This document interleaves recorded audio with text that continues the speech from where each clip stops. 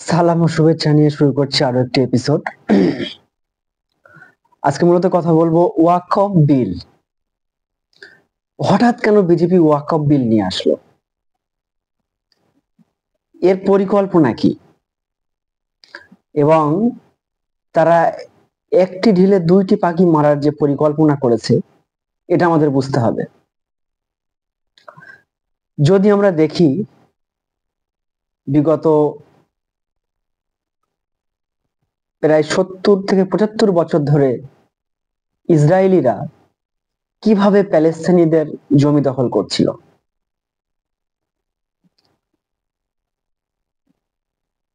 প্যালেস্তিনের West bank, গাজার যে সাইটগুলো যখন ইউনাইটেড নেশন জাতিসংঘ যখন একটা প্রস্তাব করে তাদের ভাগ করে দিল,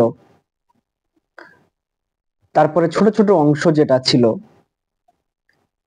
বিভিন্ন তারাই বিভিন্ন প্রোপাগান্ডা ছড়িয়ে বিভিন্ন ভেবে এই সেই মিথ্যা কথা বলে তাদের ল্যান্ডগুলো দখল করেছে। প্যালেস্তিনিদের ওয়েস্ট ব্যাংকের সাইডে এবং গাজার দুদিকেই এখন যদি দেখা হয়, এখনকার যদি ম্যাপ দেখা হয় আমরা বুঝবো খুব কমে গেছে তাদের যে জায়গা যে ছিল একসময় 1946-47 সালের পরে যেমনটা ছিল, এখনকার ম্যাপ কিন্তু অনেক কমে গেছে। তাদের জায়গা দখল করে নিয়েছে। কিভাবে দখল করেছে এটা কিন্তু আমাদের বুঝতে হবে। আমাদের মূল পার্সটা বুঝতে হবে কি, ঠিক যেভাবে প্যালেস্তিনিদের জায়গা দখল করেছে ইসরায়েলিরা, একইভাবে ভারতে এই বিজেপি সরকার মুসলমানদেরকে একই ভেবে সেই কাজটা করছে। যদি আপনারা দেখেন প্যালেস্তানিদের বা গাজার যে অংশ বা ওয়েস্ট ব্যাংকের যে অংশগুলো ছিল সেখানে কিভাবে দখল করলো। একটা দেশ বা একটা জাতি থাকলে সেখানে একটা ছোটখাটো ঝামেলা হতেই পারে। একটা বাড়ি থাকলে, ধরো আমার একটা বাড়ি আছে, আমার পাশের বাড়ি আছে, সেখানে একটা ঝামেলা হতেই পারে, মারপিট হতেই পারে, বিভিন্ন কারণে কানাঘুষো বিভিন্ন ভেবে হয়। সব মানুষ সমান নয়, কিছু মানুষ ভালো চিন্তা ভাবনা করে, কিছু মানুষ খারাপ চিন্তা ভাবনা করে, খারাপ উদ্দেশ্য থাকে, অনেক মানুষ আছে নেগেটিভ উদ্দেশ্য থাকে, অনেকে হয়তো পাগল টাইপের মানুষ হতে পারে যাদের চিন্তা ভাবনায় নেগেটিভলি এবং তারা সবসময় ঝামেলা লাগানোর জন্য ব্যস্ত, এমনও মানুষ আছে। এবং এমনও নিরীহ ভালো মানুষ আছে যারা শুধু মানুষের ভালোই চায়, এরকম আমরা দেখি সাধারণত। এখন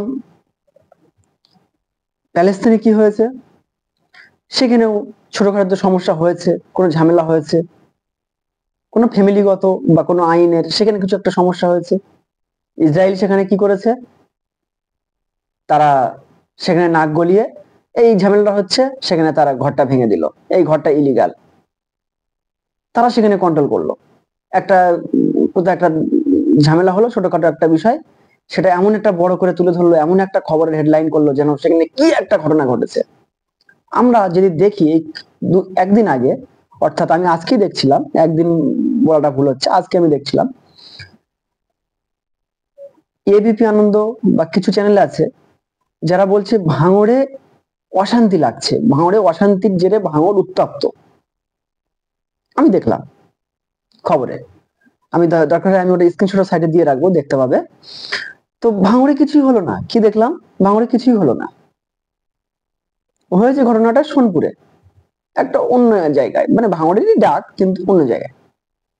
সেখানে কেন ঝামেলা হয়েছে, বিরোধী দল, আইএসএফ বিরোধী দল, সিপিএম আইএসএফ ওরা একটা জোট, ওরা একটা দল, তো ওরা যাচ্ছিল শান্তিপূর্ণভাবে একটা মিছিল করতে যাচ্ছিল ওয়াকফ বিলের বিরুদ্ধে।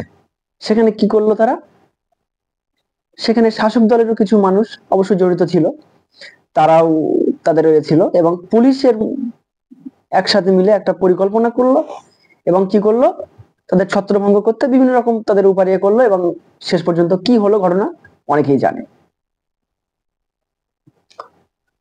তো এইরকম ছোট ছোট বিষয় আমি জাস্ট উদাহরণ হিসেবে বলছি, উদাহরণ হিসেবে বলছি এইরকম ঘটনাকে নিয়ে এটাকে কি কিভাবে দেখানো হলো। যদি যদি এখন যদি বিজেপি সরকার থাকতো পশ্চিমবঙ্গে, কি করতো, মোল্লা এই সেই বলে ওদেরকে এই করো সেই করো বলে দখল করো, এরকমই করবে, একই বিষয়, বিষয়টা কিন্তু একই। দোষটা কারা করলো? এরা শান্তিপূর্ণ মিছিল করতে গেল, কিন্তু পিছন থেকে কি হলো এই বিষয়ে বিস্তারিত তোমরা আরো খবর দেখলে বুঝতে পারবে। যারা মেন স্ট্রিম যেসব খবরগুলো যারা করছে, ওরা তো গদি মিডিয়া, ওদের কি বলবো, ওরা যে খবরটা পায় সেটাই বলে, সবটা ওদের আবার দোষ নয়, এই বিবেকানন্দ ওদের সবটা দোষ নয়। এর মধ্যে কিছু প্রোপাগান্ডা থাকে, যারা খবরটাকে এমন ভাবে সাজায় যাতে করে একটা কোনো জাতির বা কোনো একটা সম্প্রদায়ের আরো বেশি করে ছোট চোখে দেখা যায়, এরকম একটা বিশালের মধ্যে একটা সাইকোলজিক্যাল ওয়্যার আছে। সাইকোলজিক্যাল ওয়্যার বলতে কি, জ্ঞানতাত্ত্বিক একটা ইন্টেলেকচুয়াল যুদ্ধ বলা যেতে পারে, সাইকোলজিক্যাল ওয়ারফেয়ার টাইপের। তো এসব বুঝতে গেলে অনেক জ্ঞান অর্জন করতে হয়। আমরা সাধারণ মানুষ অত অত বুঝি না, তো আমাদের যেটা বোঝে আমরা সেটাই বুঝি। তো এটা আমাদেরও দোষ, আমরা জ্ঞান অর্জন কেন করিনি, এটাও একটা দোষ। তো যেটা বলছিলাম, তো সেখানে কি করলো, একটা কোথাও ঝামেলা হলো, সেখানে একটা আইন করলো, এই করলো সেই করলো, করতে করতে তাদের অঞ্চলটা ছোট করে দিয়ে দিল। তো আমি বলছি সেই একই অবস্থা কিন্তু আমাদের এখানে হতে চলেছে, এটা আমাদের জানতে হবে, বুঝতে হবে।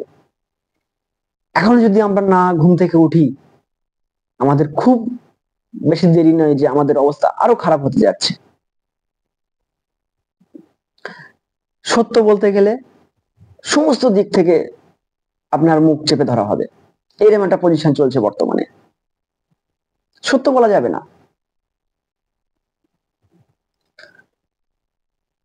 শাসক দলের মধ্যে অনেক মানুষ আছে যারা এই আরএসএস বিজেপির মানুষ আছে, হয়তো আরএসএস বিজেপি আলাদা পার্টি, কিন্তু তাদেরই লোক আছে, এমনও কিছু লোক আছে যাদের দ্বারা প্রচন্ড পরিমাণে একটা ঝামেলা সৃষ্টি করার বাতাবরণ তৈরি হচ্ছে। এটা কিন্তু অনেকেই বুঝতে পারছে না, বা অনেকে জ্ঞানের স্বল্পতার কারণে উপলব্ধি করতে পারছে না।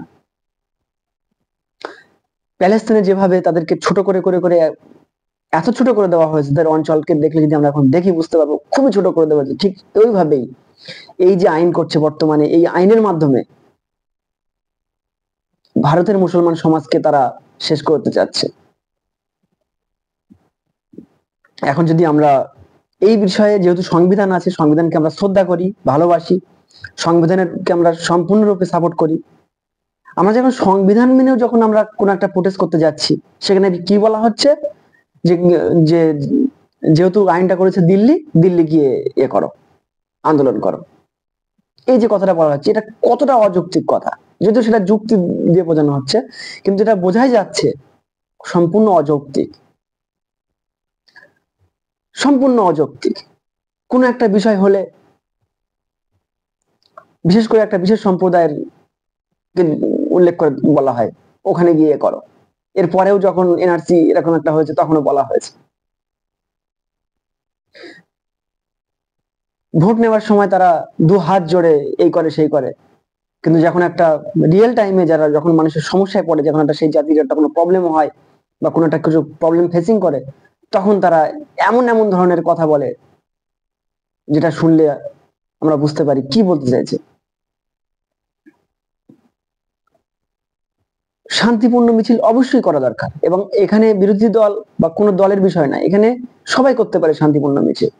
সেই ক্ষেত্রে পিছন থেকে ষড়যন্ত্র বা প্রোপাগান্ডা চালিয়ে যারা এইসব করছে, কারা করছে আমরা কিন্তু জানি, আমরা জানি, কিন্তু অনেক কথা বলা যায় না, যেগুলো বললে অনেক রকম সমস্যা হতে পারে, এরকম অনেক পজিশন থাকে। ওয়াকফ বিল নিয়ে এসেছে সর্বশেষ বিজেপি পার্টি, এবং তারা এইটার মাধ্যমে ঠিক ওই একই পদ্ধতিতে শেষ করতে চাইছে। যদিও তারা অলরেডি হাফ হয়ে গেছে 24 সালের ভোটে, লোকসভার ভোটে হাফ হয়ে গেছে, এবং তারা ভালো করেই জানে তারা সামনের ভোটে সম্পূর্ণ গোয়ারা হারবে। দেশের যা মূল্য বৃদ্ধি বর্তমানে, এইগুলো আড়াল করতে তারা মূলত এইসব ওয়াকফ বিল বা বিভিন্ন রকম মুসলমান বিদ্বেষী এমন এমন আইন যা তারা জারি করছে বা তৈরি করছে, যেগুলো অনেক মুসলমানই জানে না, এমনকি মানে ইভেন অনেক মুসলমান ভোট দেয় তাদেরকে, হয়তো কিছু টাকা পায়, বা তারা অনেক বিভিন্ন রকম ভেবে প্রলোভন দিয়ে বা বিভিন্ন রকম কথা বলে বা হুমকি দিয়ে অনেক সময় ভোট তারা করিয়ে নেয়, এমন হয়। তো যাই হোক, আজকে এই পর্যন্ত ভিডিও।